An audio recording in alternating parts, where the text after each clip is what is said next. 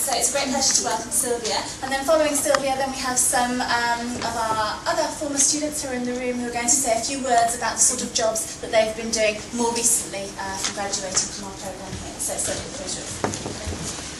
Thank you to Silvia University for having me. Can you hear me? Okay. Right. As Rebecca just mentioned, my name is Silvia Ferrero and I graduated from Silvia University, I think it's just 7 years ago now.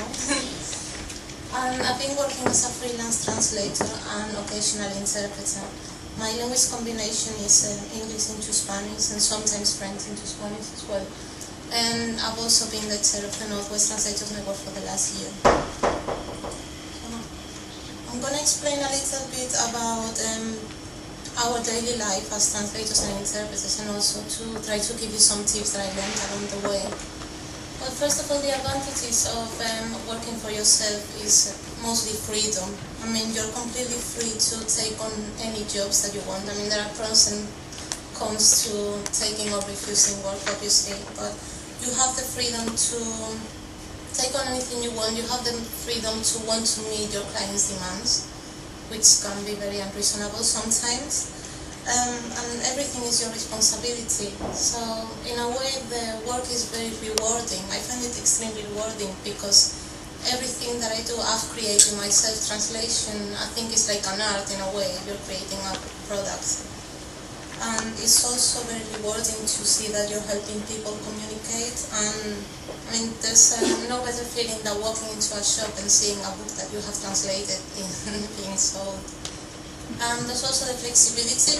I think it's easier to achieve a work-life balance when you work for yourself. I mean, if you have children or if you want to go out for a walk or whatever, you can do things that you wouldn't be able to in a company. Obviously there are cons to being self-employed. Work is unreliable. Sometimes you have tons of work and sometimes you have nothing for a month. So basically it's essential to plan in advance, not spend all your money when you get it. It's also, with the crisis now, you also have a slightly higher risk of losing some clients because they go bankrupt or just they stop trading for any reason. And that actually happened to me 3 weeks ago. One of my clients, well, it was a translation agency, and one of their clients didn't pay. It was a very large client. They didn't pay the agency went down, and I lost the client as well. Another disadvantage is stress. As some of my colleagues have mentioned here, you deal with deadlines every single day. Then you've also got some clients don't pay or pay late and you have to chase after them. Missing on work is a big deal because I find that when I'm trying to contact some translator to subcontract, I find it very hard to find people who are at home or contactable when I'm trying to reach them. And that's, this is a fast-moving industry, and if you're not there to pick up the phone or answer your email when you're contacted, you're going to lose the job. Then obviously you have to sort out your own insurance or pension plan, nobody's going to do it for you.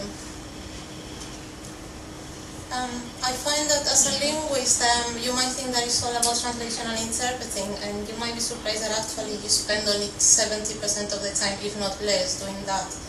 All the rest is communicating with clients, discussing the requirements, doing all your bookkeeping, records, doing your backups, and it's very important to keep backups outside your home as well.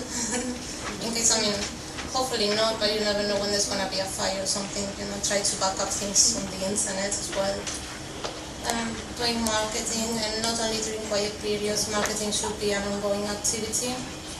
Learning and training, I take it as an activity to watch the news and read books in my languages every single day, because you have to keep up with any developments. And then if you subcontract or if you use TM programs, you also need to take that into account.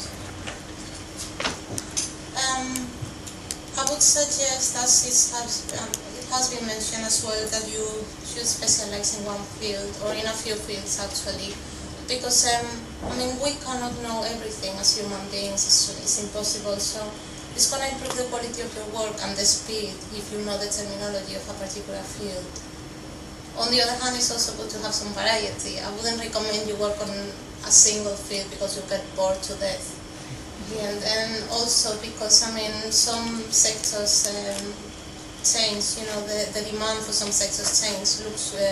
Look at what's happening with the car industry, with the motor industry. If you specialize in only one sector, your demand for your kind of work is gonna go down pretty quickly.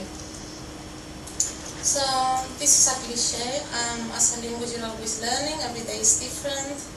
I say don't, you know, when you're given feedback, and it happens more often than it seems, don't ever take it wrong. You know, take it always in a constructive way. Be positive about it and try to improve, because that's what it's all about. And there's always lots of support on the web. You don't really work on your own as much as you think. You know, there are places like Pros, and I mean, it's not perfect, I admit that. You know, there are lots of supports and professionals out there you can contact if you have any problems.